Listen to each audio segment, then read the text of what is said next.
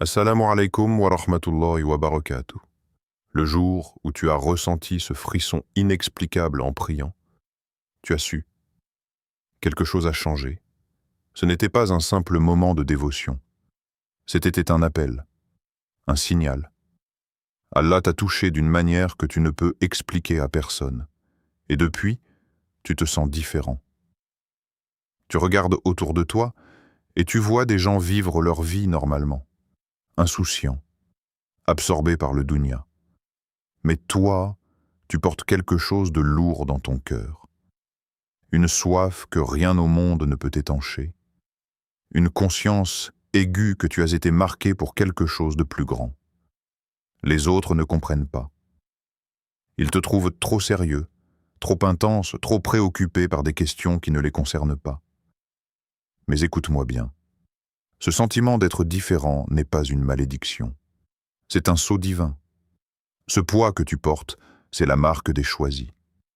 Allah t'a sélectionné pour recevoir une révélation que beaucoup ne recevront jamais. Et cette nuit, avant minuit, il veut que tu entendes tout. Cet espace a été créé pour toi. Pour celle ou celui qui sait, au plus profond de son âme, qu'il a été appelé. Tu es vu, tu es connu, tu es choisi par Allah subhanahu wa ta'ala. Si tu ressens cette urgence spirituelle en ce moment même, écris « Je suis prêt » dans les commentaires. Abonne-toi maintenant et active les notifications car ce message va révéler ce qu'Allah veut que tu saches. Aujourd'hui, je vais te révéler les 7 vérités qu'Allah veut que ses élus connaissent maintenant. Pas demain, pas la semaine prochaine, maintenant. Chaque vérité est un sceau qui sera brisé. Chaque révélation changera ta perception de ta vie et de ta mission. Écris 777 dans les commentaires pour briser le premier sceau et activer cette révélation dans ta vie. Commençons. Allah t'a isolé intentionnellement. Ce n'était pas un abandon. C'était une préparation stratégique. Et cette nuit, il veut que tu comprennes pourquoi. Le jour où tu as commencé à te sentir étranger parmi ceux qui étaient les plus proches de toi, ce jour-là, un sceau divin a été placé sur ton âme. Tu étais dans ta famille, avec tes amis, entouré de visages familiers, mais quelque chose s'est brisé à l'intérieur. Leur rire ne résonnait plus pareil. Leurs préoccupations te semblaient vides. Leurs conversations te drainaient au lieu de te nourrir. Tu pensais que c'était toi le problème, que tu devenais antisocial, que tu perdais ta capacité à te connecter aux autres. Tu te forçais à sourire, à participer, à faire semblant que tout allait bien, mais chaque interaction te coûtait une partie de ton énergie spirituelle. Les nuits devenaient ton refuge. Tu te retrouvais seul, dans le silence, et paradoxalement, c'est là que tu te sentais le moins seul. Dans cette solitude, tu ressentais une présence, quelque chose de plus grand que toi. Quelqu'un qui te comprenait sans que tu aies besoin de parler. Mais la douleur de l'isolement social empirait. Les gens commençaient à te poser des questions. Pourquoi tu ne sors plus? Qu'est-ce qui t'arrive? Tu as changé. Et tu ne savais pas quoi répondre, parce que toi-même, tu ne comprenais pas ce qui se passait. Cette tension entre ton besoin de connexion humaine et ton incapacité à te connecter avec ceux qui ne voyaient pas ce que tu voyais devenait insupportable. Tu te sentais tiraillé, coupable, perdu, puis Allah t'a envoyé la révélation, peut-être à travers un verset que tu as lu 100 fois, mais qui, cette fois-là, a frappé différemment. Peut-être à travers les paroles d'un cheikh qui parlait directement à ta situation. Ou peut-être dans un moment de sujude où tout est devenu clair.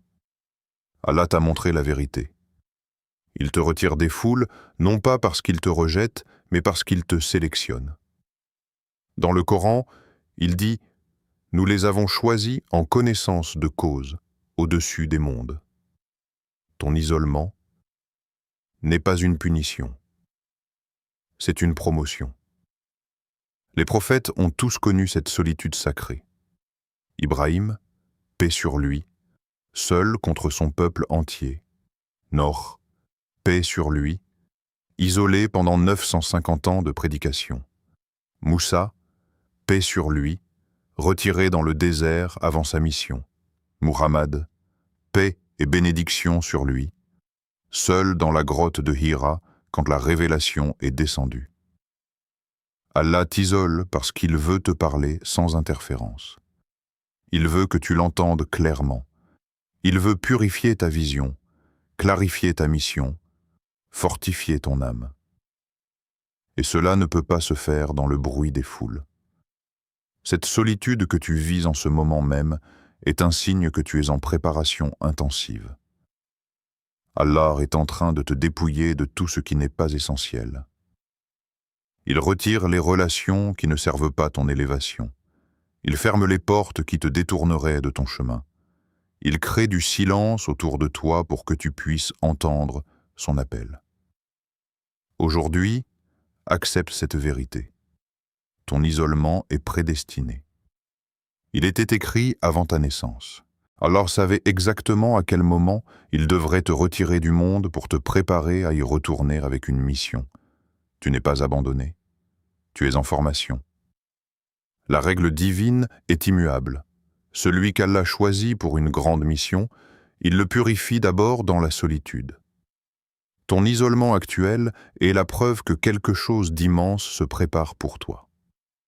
Écris « Je comprends » dans les commentaires si cette vérité résonne en toi. Le premier sceau est brisé. Chaque épreuve que tu as traversée contenait un code divin. Allah t'enseignait un langage secret. Et cette nuit, il veut que tu déchiffres ce message.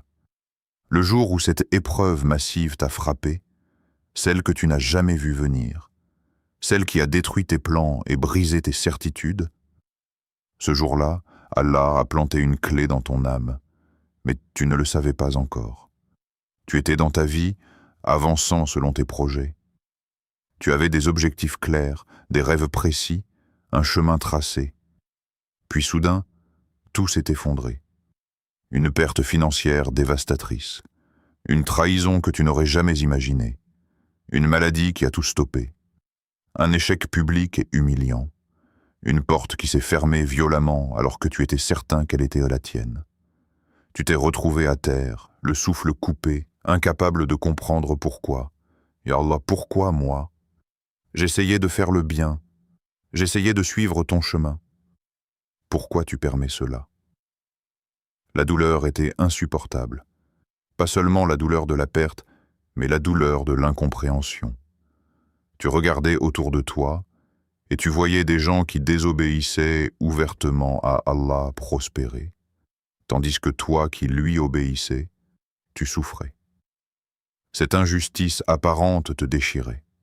Les nuits devenaient un combat. Tu priais en pleurant, suppliant Allah de t'expliquer. Qu'est-ce que j'ai fait de mal? Qu'est-ce que tu veux que je comprenne? Mais le silence du ciel te pesait. Pas de réponse immédiate. Pas d'explication claire. Juste l'épreuve qui continuait, qui s'aggravait même. Cette tension entre ta foi et ta douleur menaçait de te briser complètement.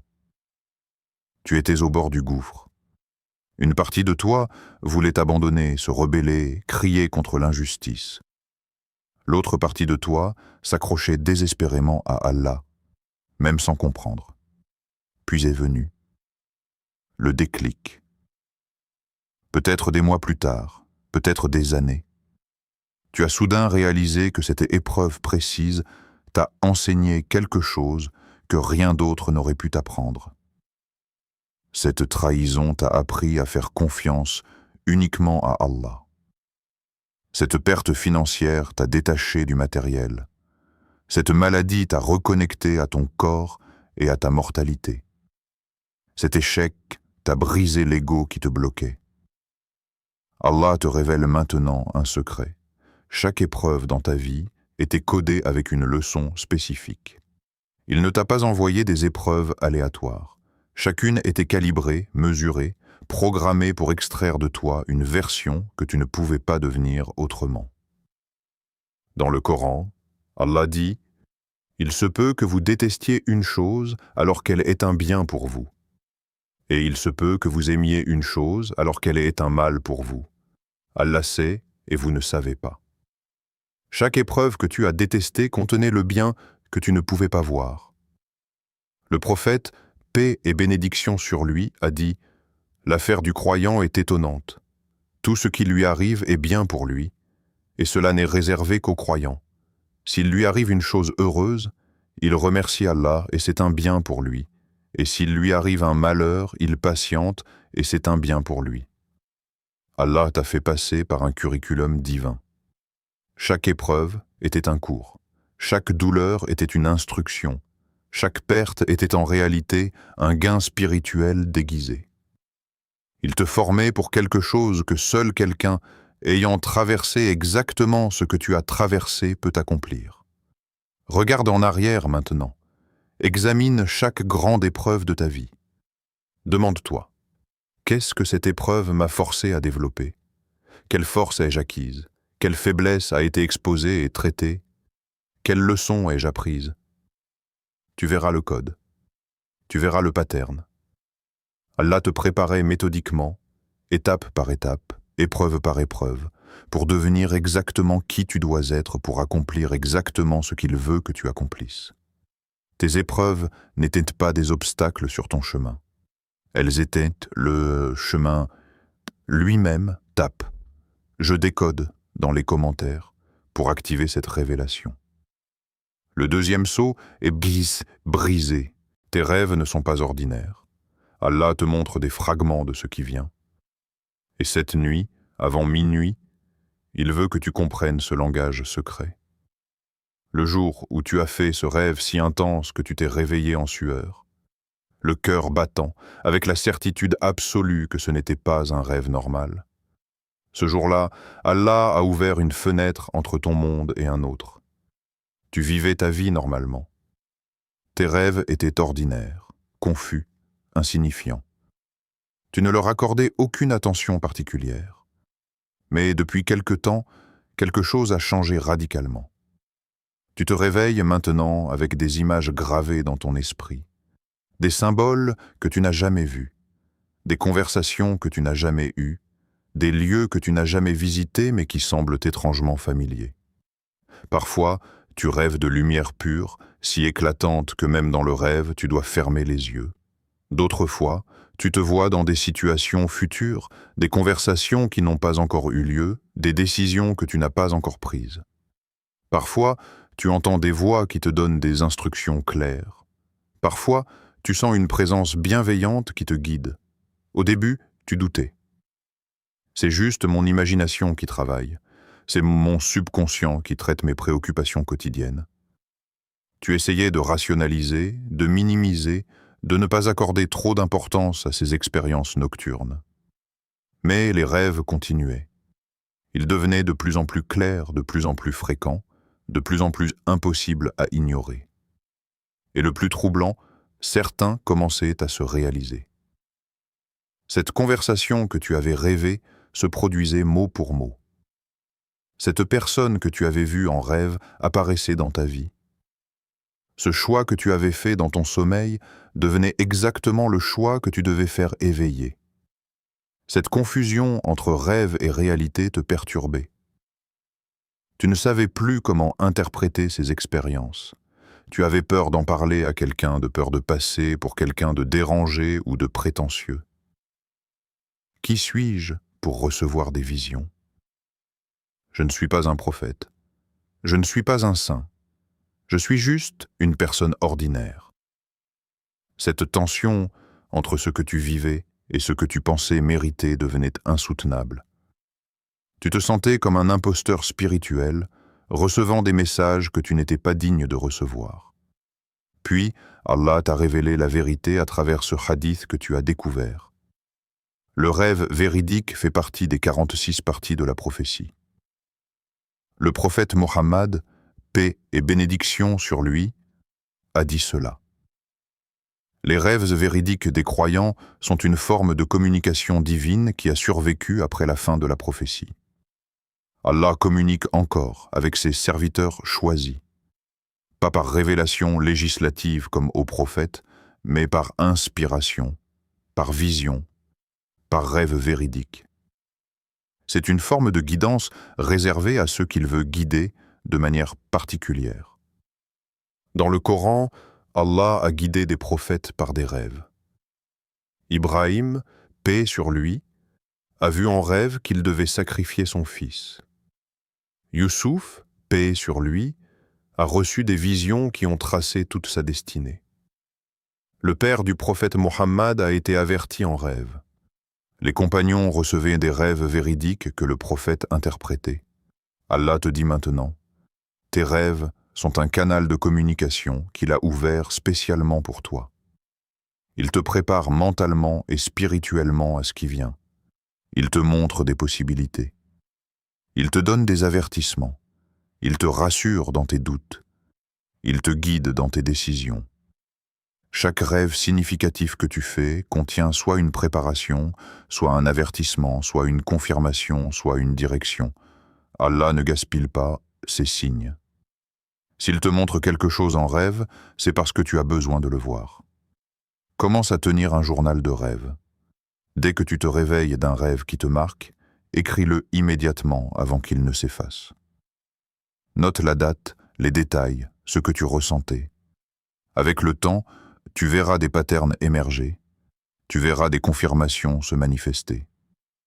Tu comprendras le langage spécifique qu'Allah utilise pour te parler. Tes visions nocturnes sont une boussole divine. Allah te montre des fragments du futur, non pas pour te donner tout le plan, mais pour te donner juste assez de lumière pour le prochain pas. Il te prépare progressivement à ce qui vient sans t'accabler avec toute l'information d'un coup. Écris « Je vois clair » dans les commentaires si tes rêves ont changé. Le troisième sceau est brisé. Ton détachement du dunya était écrit avant ta naissance. Allah t'a créé pour l'au-delà. Et cette nuit, il veut que tu acceptes cette vérité libératrice. Le jour où tu as réalisé que tout ce que tu possédais ne te rendait pas heureux, ce jour-là, un sceau ancien s'est brisé en toi. Tu avais travaillé dur.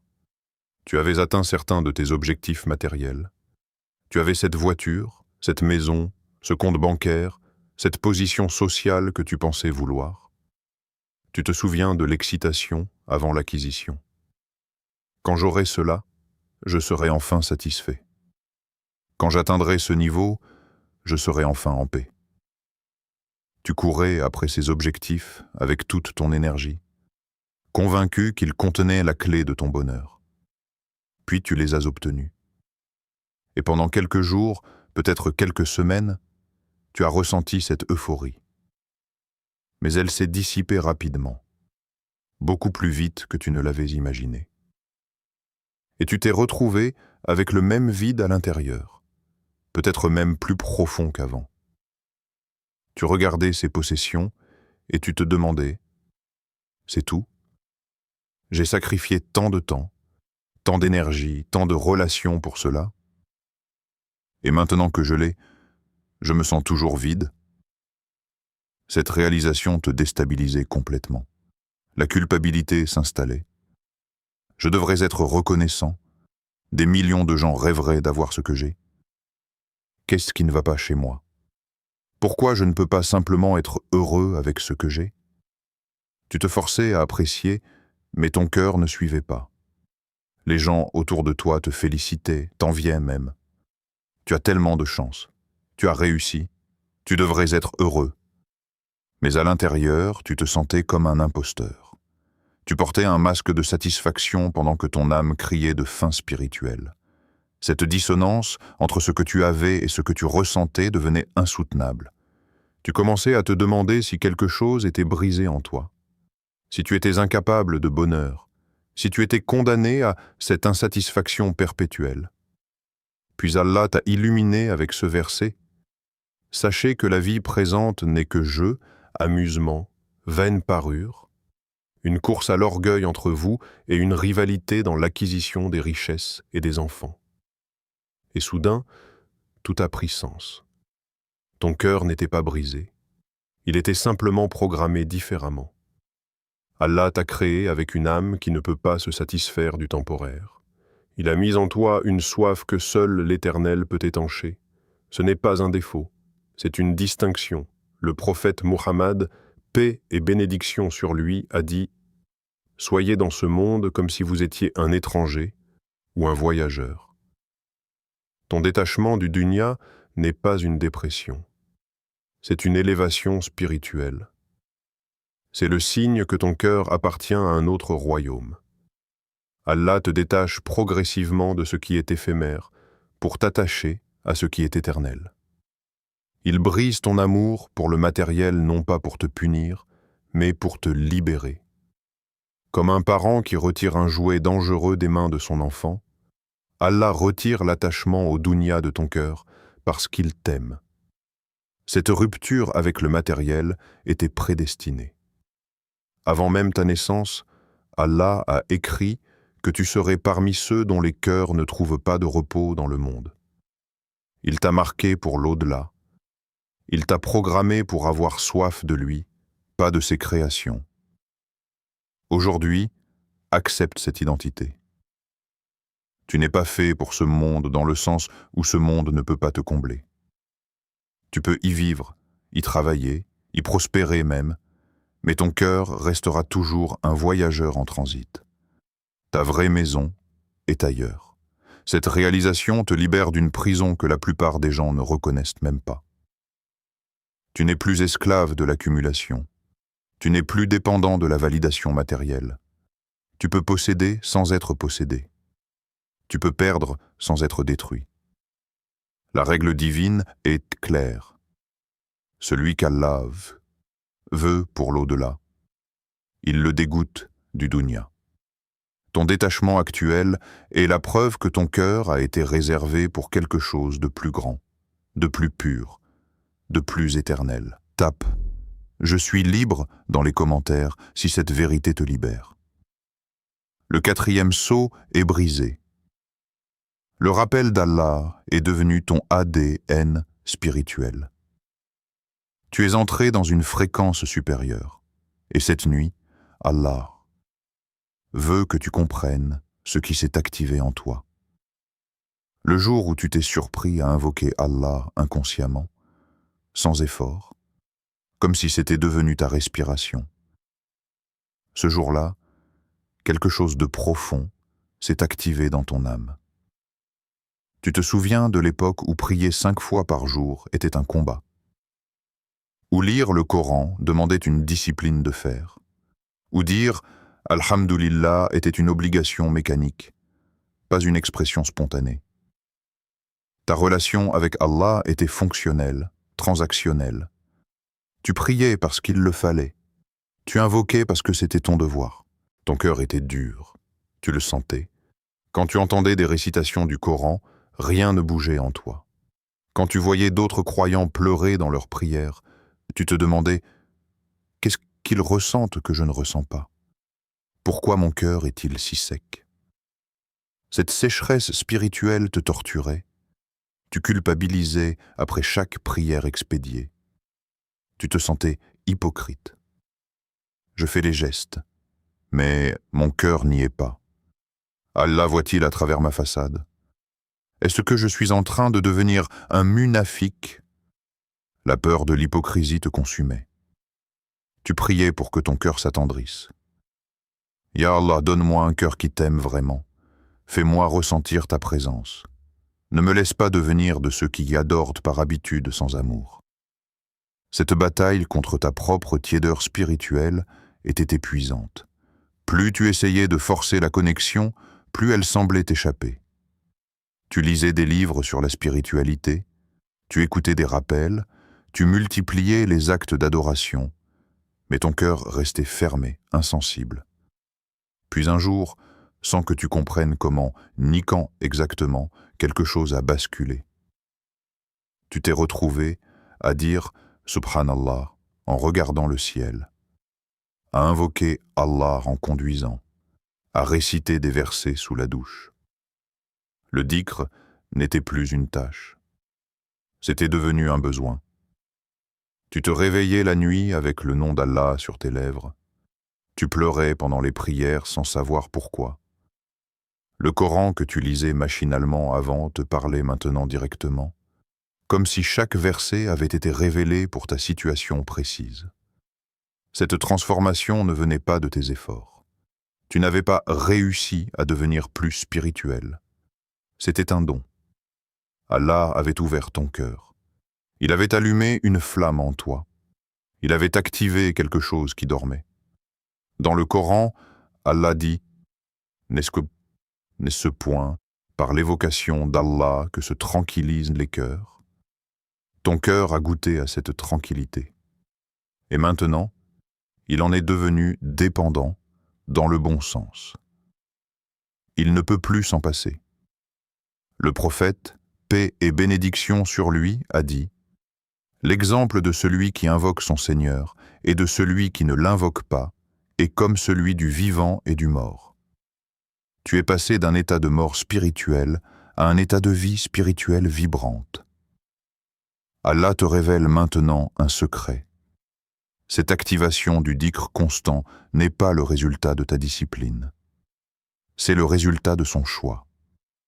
Il choisit certains serviteurs et met son rappel sur leur langue et dans leur cœur. C'est un signe d'amour divin. Dans un hadith qudsi, Allah dit « Je suis selon l'opinion que mon serviteur a de moi, et je suis avec lui quand il m'invoque. S'il m'invoque en lui-même, je l'invoque en moi-même. S'il m'invoque dans une assemblée, je l'invoque dans une assemblée meilleure. » Chaque fois que tu invoques Allah maintenant, sache que c'est parce qu'il t'a d'abord invoqué. Chaque fois que ton cœur se tourne vers lui, c'est parce qu'il t'a d'abord attiré. Tu ne l'as pas trouvé, il t'a trouvé. Cette activation du dhikr constant est un signe que tu es entré dans un cercle rapproché. Allah a ouvert un canal direct entre ton cœur et lui. Tu vis maintenant dans une fréquence spirituelle supérieure où la communication avec le divin est constante, fluide, naturelle. Protège cette activation. Ne laisse jamais le bruit du monde étouffer ce canal. Continue à nourrir cette flamme par la régularité, même quand l'intensité émotionnelle fluctue. Le dhikr constant est maintenant ton état naturel.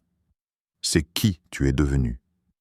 Écris « Allah est mon tout » dans les commentaires si cette activation est réelle en toi. Le 5e sceau est brisé. Les coïncidences dans ta vie sont des confirmations qu'Allah orchestre tout. Et cette nuit, avant minuit, il veut que tu vois le pattern. Le jour où tu as porté une question dans ton cœur et que la réponse est apparue dans le premier verset que tu as lu en ouvrant le Coran. Ce jour-là, tu as touché du doigt la synchronicité divine. Tu vivais ta vie en pensant que les choses arrivent par hasard, que les rencontres sont fortuites, que les événements sont aléatoires. Tu ne voyais pas le fil invisible qui connecte tout. Tu ne percevais pas la main divine qui arrange chaque détail.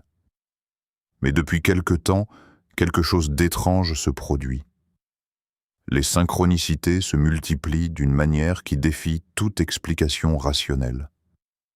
Tu penses à quelqu'un, et 2 minutes plus tard, cette personne t'appelle. Tu te poses une question spirituelle, et le lendemain, un imam donne un khutba exactement sur ce sujet. Tu hésites sur une décision, et un verset, une parole, un signe apparaît pour te guider. Au début, tu disais « quelle coïncidence !»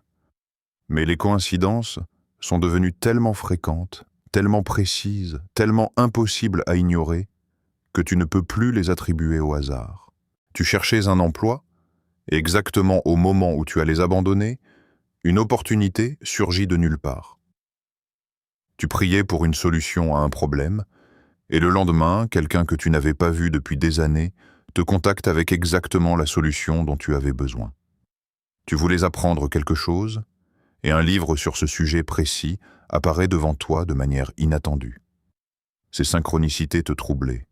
Est-ce que j'invente des connexions qui n'existent pas? Est-ce que je deviens superstitieux? Est-ce que je lis trop dans les événements ordinaires?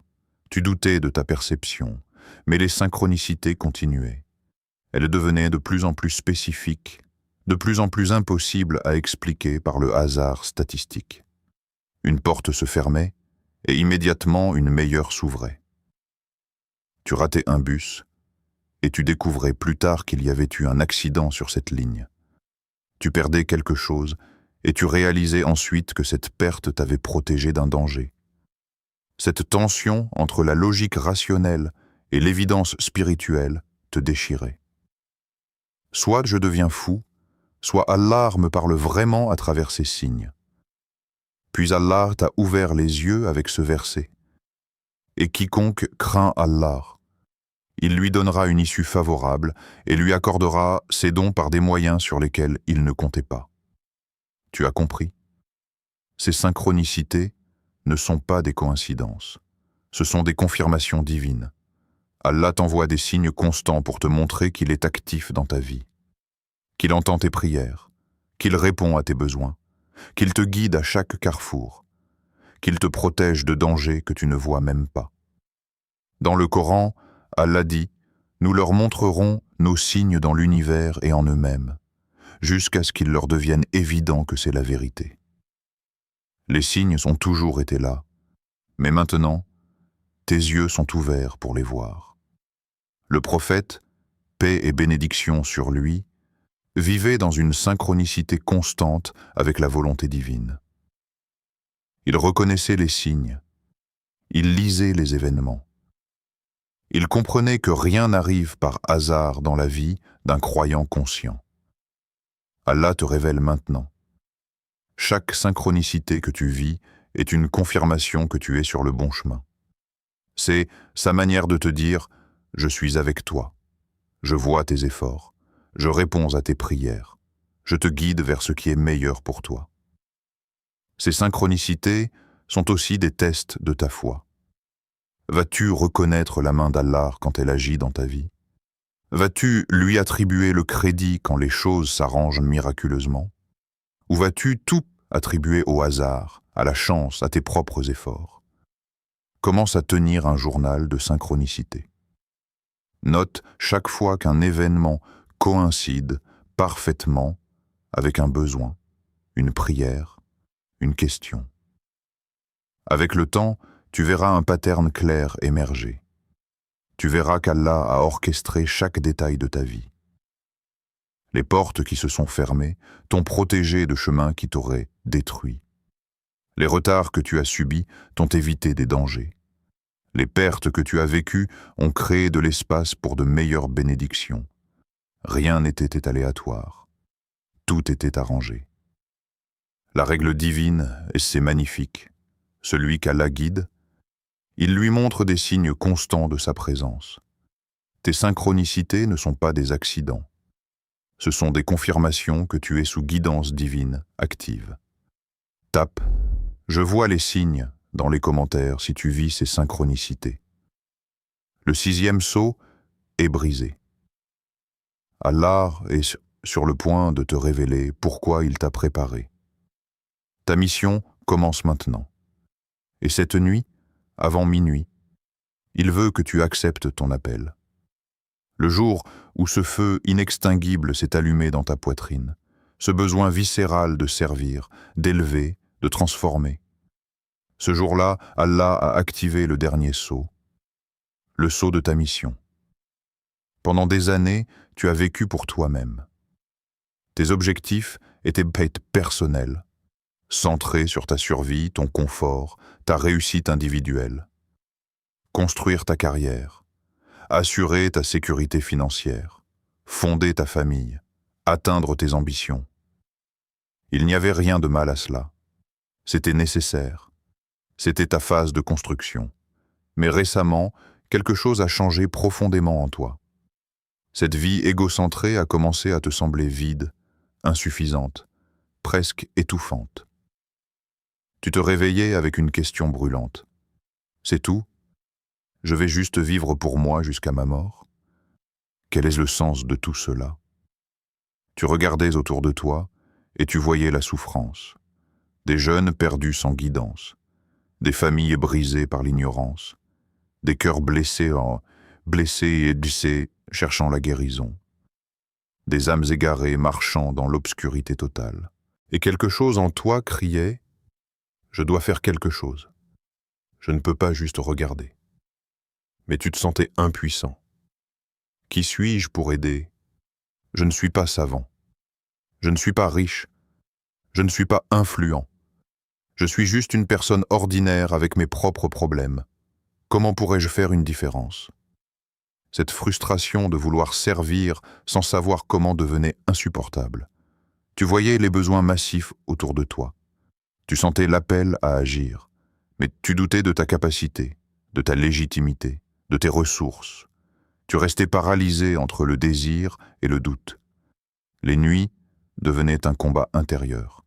Ya Allah, qu'est-ce que tu veux de moi?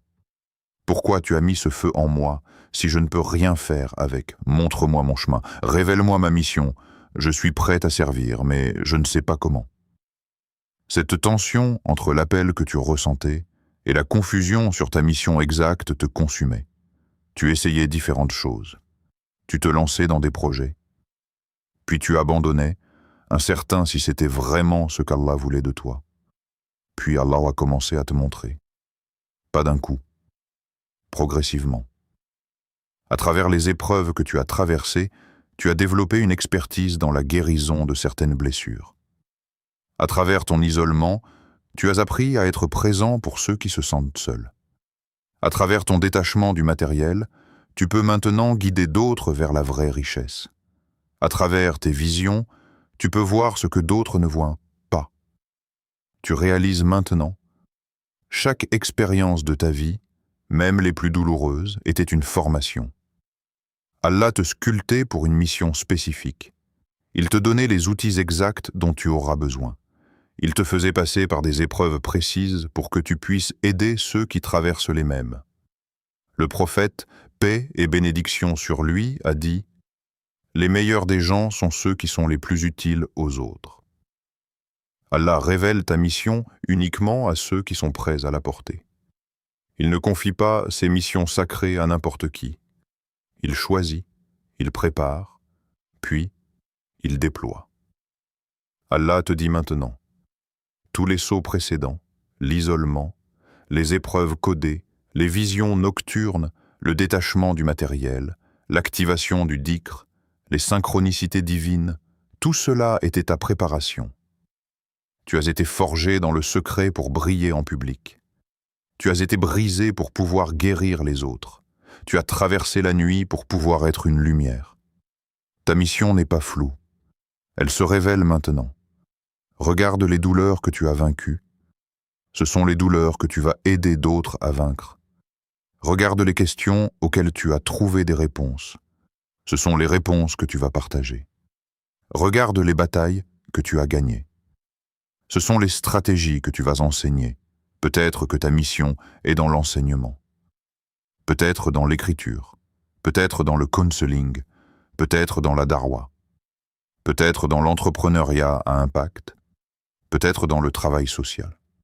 Peut-être dans l'art qui élève. La forme peut varier, mais l'essence est la même. Tu es appelé à être un instrument de transformation. Allah ne t'a pas fait traverser tout cela pour que tu restes silencieux. Il ne t'a pas donné cette conscience pour que tu la gardes pour toi. Il ne t'a pas élevé pour que tu restes invisible. Ta mission commence maintenant. Le monde attend le message que toi seul peux porter avec cette authenticité. Les cœurs brisés attendent la guérison que toi seul peux offrir, parce que tu as été brisé et guéri. Les âmes perdues attendent de la guidance que toi seul peux donner, parce que tu as été perdu et trouvé. Tu n'es plus en préparation. Tu es prêt. Allah t'a approuvé. Les 7 sceaux sont brisés. Ta nouvelle saison commence à l'instant même où tu lis ces mots. Lève-toi, agis, sers, transforme. Le temps de l'action est maintenant. Tu es vu par Allah. Tu es connu par Allah. Tu es choisi par Allah. Tu es déployé par Allah. Ne doute plus. Ne retarde plus. Ta mission t'attend et le monde a besoin de toi maintenant. Écris « Ma mission commence » dans les commentaires pour sceller ton engagement. Partage cette vidéo avec une âme qui doit l'entendre avant minuit.